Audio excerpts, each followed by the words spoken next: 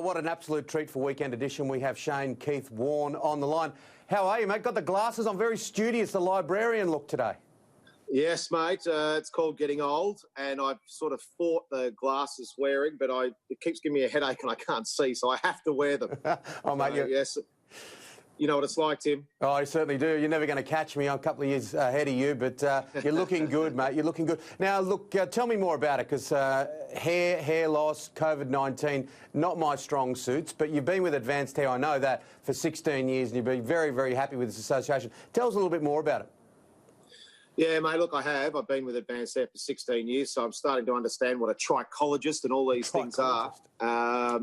Which is an expert in hair loss. So what they've basically done, Advanced Hair, is sponsoring a community service where there's a lot of medicos, there's a lot of doctors, and there's a guy called Professor Rod Sinclair, who's here in Melbourne, who's a world-renowned leader in dermatology and hair loss. So what these guys have done is set up a website. It's called hairloss.com.au, and a high percentage of COVID-19 victims will lose some hair, and can be up to 50% at times with over 3 months.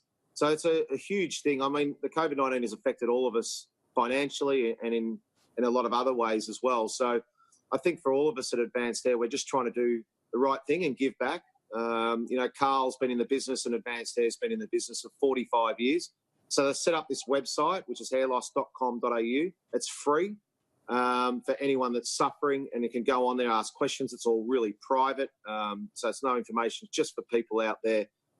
If they've got any questions or any concerns or worry, then they can go to the website and ask some leaders in the field about hair loss some questions. You can also go to any Advanced Hair studio, and you can go in and get a free consultation as well. So it's pretty good from Advanced Hair at this tough time for everyone to go in there, sponsor this site for people, because they can lose up to 50% of your hair as a byproduct of this COVID-19. Yeah, it's a great initiative and a great business that has that longevity. And one thing a lot of people don't see or mention is how many people get so much self-esteem out of the work that's done by Advanced Hair. And I know that, you know, you didn't want to go bald. A guy like you would never, ever have gone bald, ever. Not listening to Dexy's Midnight Runners and ABC on your jukebox, mate. No, exactly. Look, some people can rock it, you know, Darren Lehman, Bruce Willis, some of these guys can rock the bald look, but I can't. And I want to do something about it. So thankfully, Advanced Hair have helped me out so much, and they make my hair look pretty cool. So I've had some ordinary hairstyles over the journey, but luckily for Advanced Hair, it's looking pretty good at the moment. Oh, you're looking smart. How good to back a game that you and I both love, getting back playing golf. They kept you off the course for quite some time. I know Sam was getting upset. I was feeling for him because I love the Melbourne courses.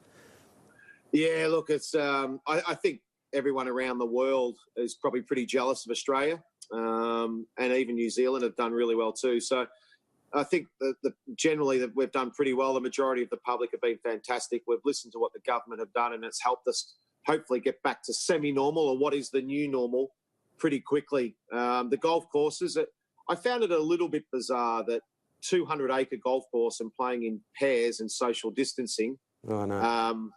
Was a little bit odd that you couldn't get out and walk around, but we all accepted it. But I thought it was probably one of the more safer places to be, rather than walk down on the foreshore here in Brighton on a nice day, and there's 5,000 people going for a walk pretty close to each other. So I found it a little bit odd, Tim. Yep. But we weren't allowed on the golf courses, or go to the supermarket and there's 50 people in there. So anyway, it is what it is. It's great to be back out there now, and yeah, it's quite nice to take Sam's cash, hopefully, on the weekend. Yeah, absolutely. Well, Nick Del Santo, who's a regular on the show, got out there and played at midnight as soon as he could get back out and did his back. But I wanted to ask you, were you surprised? Look, I've said this a few times, others have as well. A lot of people won't get COVID-19. It might get them. Cricket Australia's finances, look, I was really surprised that things happened as quickly as they did when we saw staff being, you know, stood down and things like that.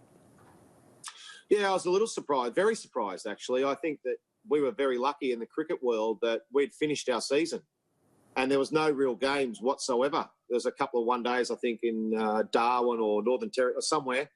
But that was, so there was only a couple of games up until hopefully this is back to semi-normal in the summer. So, yeah, I was a little bit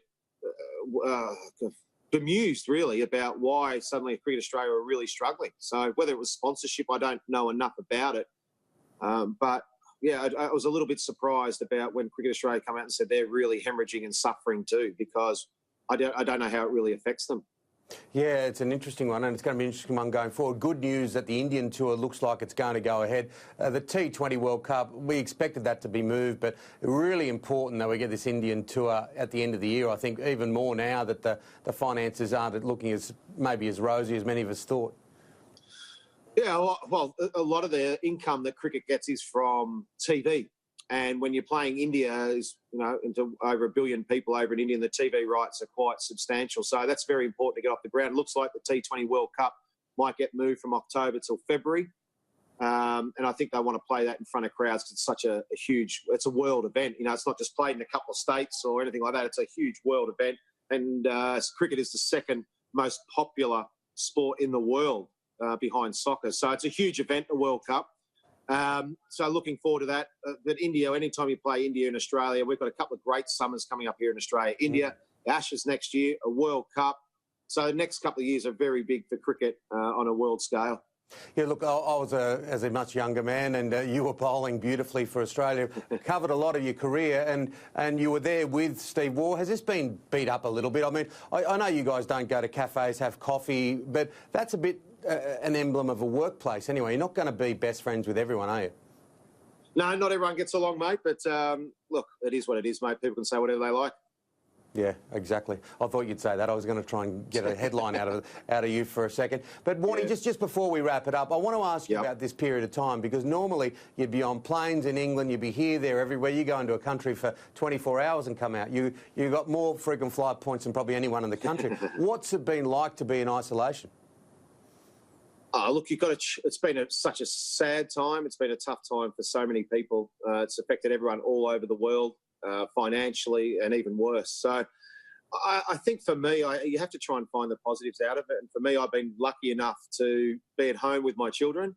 They're not so young anymore. My son just turned 21 the other day. So 23, 21, and my youngest about to turn 19. So to be at home and in lockdown for the last 10 weeks or so, to be in lockdown with them and be able to talk to them and talk about what they're concerned about, what they want to achieve in their life, what they want to do, what their dreams, them asking questions about my career. And they couldn't believe I was delivering pizzas at a local pizza shop on a Friday night while I was still playing cricket for Australia because my contract was only $3,000. So, look, it's been, I think from that side of things, it's allowed families all over the world to get a lot closer together and talk, because you haven't been able to do much. So a lot of people say they've been getting bored at home. I've absolutely loved it. It's the longest I've ever been in one city for 30 years.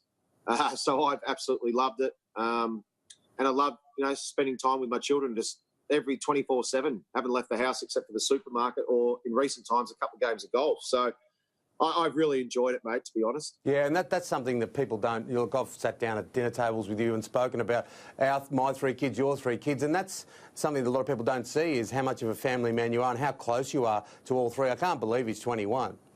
I know. Oh, I love being a parent. It's not easy, but I think it's a huge responsibility being a parent. I love it. And being away, because my work takes me to, whether it be India, England, South Africa, wherever it takes me, for commentary or team mentor or whatever it might be for my work, a sponsor. One of the sacrifices you have to make when you play cricket is that you're away from your family for a long period of time. And to be the best, that's unfortunately the sacrifice you have to make. No one likes it. But if you want to be the best at your sport and someone says you have to be away for months on end, well, that's what you do, because you want to be the best you can. Yes, we're all going to miss family. Yes, you're going to miss, but that's the sacrifice you make at any sport. And that's why I saw with some of these hubs saying, oh, we can't do this because, a week away from my family.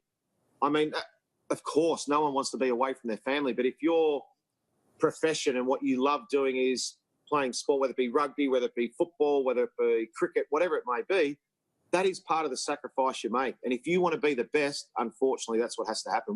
Ashes tours used to be 6 months. And look, just good to have the footy back. June 11, your beloved St Kilda. Maybe this could be the year for the first time since 1966. Who knows, mate? We can only hope. Thanks, Shane. All I can say is, yeah, always good to talk to you. Well done, Tim.